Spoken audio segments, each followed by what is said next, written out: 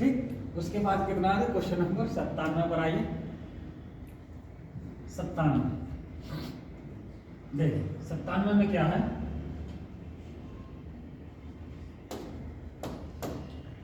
ऊन का स्वेटर बेचने वाली एक कंपनी प्रत्येक स्वेटर को 20% की छूट देती है। कहने का मतलब ये समझिए, अगर 100 रुपये का कोई स्वेटर है तो उस पर छूट कितने की थी, 20% की। 20% की छूट देने के बाद कितने का हो गया जी, 80 रुपये का पड़ा। अब आगे पढ़ते हैं। उसने कहा कि मौसम बदल जाने के कारण कंपनी ने घोषणा की कि प्रत्येक स्वेटर की कीमत पर 15% की अतिरिक्त छूट दी जाती है। जो भी 80 रुपये था, इस 80 पर भी 15% की अतिरिक्त छूट। इसका मतलब इसका 15%, 15 × 120, इसका मतलब 12 की छूट देने के बाद कितने में बेचा जी उसने, 68 में। जबकि वो कह रहा इस तरह यदि स्वेटर का मूल्य 408 हो जाता, स्वेटर का मूल्य कितना हो गया जी, 408। हमने कहा 408 के बराबर। अब ध्यान से समझो, देखो 6 × 48 या 6 × 36, 6 × 36 करेंगे 360, या 6 गुना ही हो जाएगा डायरेक्ट। एक बराबर हम करेंगे, देखो 6 × 48 8, 6 × 36 और 4 40, 6 गुना। तो वो पूछ रहा स्वेटर का मूल्य 100% का मान निकालना है, 100 का मान निकालना। ये कितना हो जाएगा, 600। 100 का मान जब हम निकालेंगे तो हम कह देंगे कि स्वेटर का मूल्य जो था वो कितना था जी, 600 था। सिंपल है, 100 रुपये का स्वेटर था। पहले उसने कितने की छूट दी, 20% की, 80 रुपये घटकर रेट हो गया।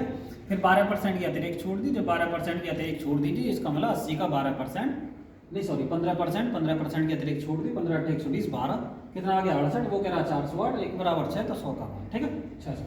उसके बाद आइए 98 पर। देख 98 में क्या है, देख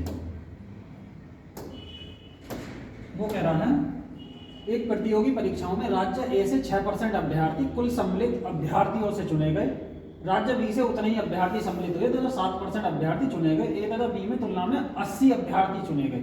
ए में राज्य बी की तुलना में 80 अभ्यर्थी अधिक चुने गए। इसका मतलब ए से जो चुने गए थे जी, वो कितने चुने गए थे, 6%, जबकि बी से चुने गए थे 7%। जबकि वो कह रहा ए में जो है बी के मुकाबले 80 अधिक चुने गए। इसका मतलब दोनों का अंतर जो है, दोनों का अंतर कितने का जी, 1% का। हमें अंतर से मतलब है। वो कह रहा जी 80 के, तो ये कह रहा प्रत्येक राज्य में कितने अभ्यर्थी परीक्षा में शामिल हुए। 100% का मान निकालना, तो 100% किसके बराबर हो जाएगा, 8000 के। ये तो आसान सा दे दिया जी, 8000, ठीक है। तो इसका मतलब 8000 अभ्यर्थी थे, ठीक। तो इसका मतलब ये, क्योंकि दोनों में सम्मिलित, कुल सम्मिलित अभ्यर्थियों में से चुने गए, ठीक है। 6%, 7%, ठीक है। दोनों का अंतर कितना, 80। दोनों में अंतर कितना, 1%। वो करा 80 का 100% का मान नहीं जाना।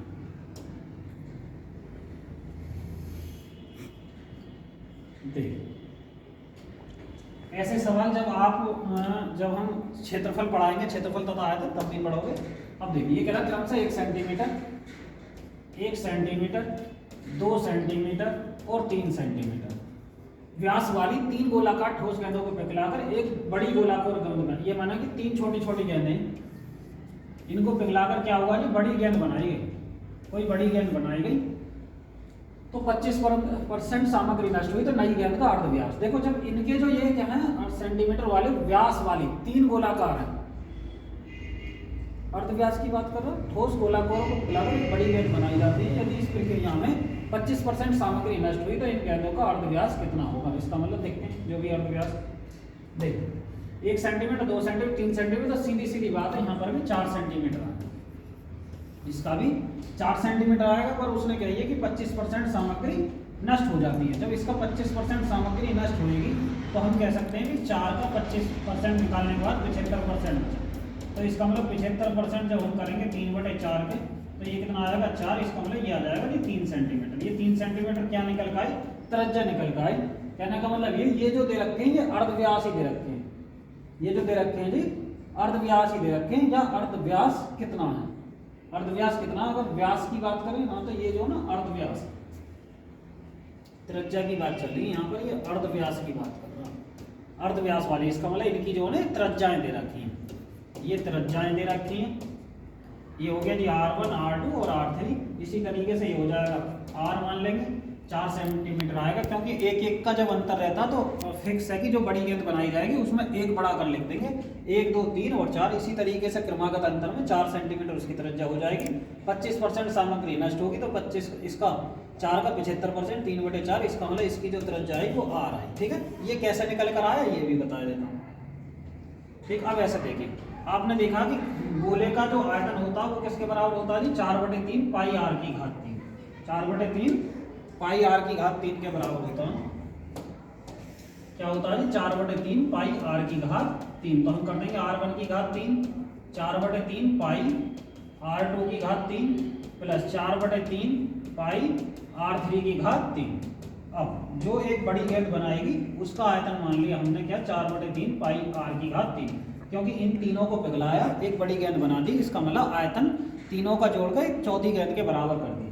अब देखिए 4/3 पाई सभी में कॉमन है, जब 4/3 पाई सभी में कॉमन है तो यहाँ पर कितना बचा, R1 की घात 3, R2 की घात 3 और R3 की घात 3 बराबर 4/3 पाई यहाँ है, तो यहाँ पर कितना आएगा जी, R की घात 3, इससे ये कट गया, इससे ये कट गया। अब देखिए R1 कितना है जी, 1 सेंटीमीटर, इसका मतलब जब 1 सेंटीमीटर यहाँ से करेंगे तो 1 की घात 3, R2 2 सेंटीमीटर और R3 कितना जी, 3 सेंटीमीटर, ये आ गया।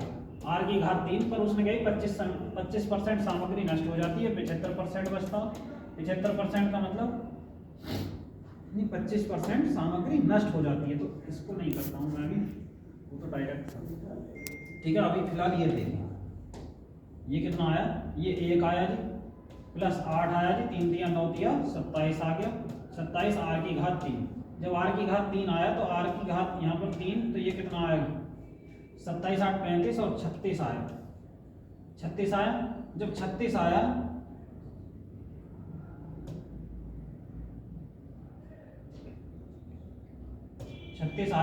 तो वो कह रहा है कि 25% सामग्री नष्ट हो जाती है, तो इसका मतलब शेष जो है 75% बची थी, तो हम क्या करेंगे, इसका 75% निकाल देंगे, तो इसका 75% 3/4, तो 4 9 36 9 दिया 27, इसका मतलब R की घात 3 बराबर हम किसके कर देंगे जी, 27 की, तो R का मान कितना आ जाएगा 3। ठीक है, ये बात समझ में आ गई होगी, क्योंकि 3 की घात 3 हो जाएगा, तो ये इसकी त्रिज्या है। इस तरीके से भी कर लेंगे। ठीक है, जबकि वही तरीका बेटर है, 1 2 3 और 4 का 75% कितना हो जाएगा 3। ठीक है, वो बिल्कुल आसान सा तरीका, ठीक, उससे कर लेना, ये तो लेंथी है। ठीक है, जैसे मैंने बताया एक, ओहो देखिए, जैसा मैंने अभी आपको क्या बताया था, अभी बताया था कि 1 2 और 100 सवाल ही कराएंगे, ज़्यादा नहीं करा रहे। ठीक है,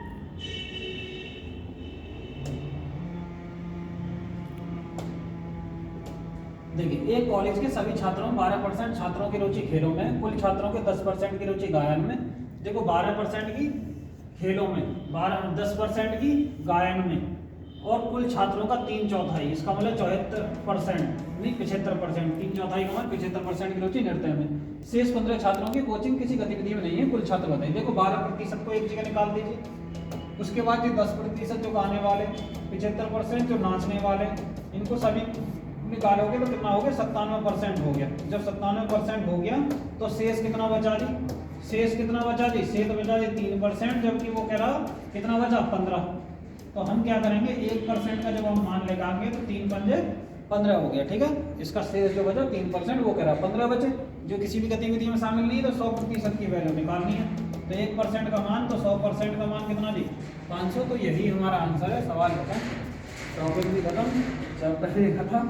ठीक है, देखो ये प्रतिशत आज आपका कंप्लीट हो चुका, और पहले भी हमने 5-7 टॉपिक्स नहीं 5-7 लेक्चर्स कराए थे, जो ये तो स्टार्टिंग से फिर शुरुआत करा था। अब प्रॉफिट एंड लॉस चलेगा, प्रॉफिट एंड लॉस के भी हम सवाल अच्छे करेंगे, नई नई टेक्निक पर करेंगे। ठीक है, आपको ये लगेगा कि कोई ट्रिक भी नहीं है और चीज़ें भी समझ में आ रही हैं, इस तरीके से मैथ आपको समझ में आने लगेगा।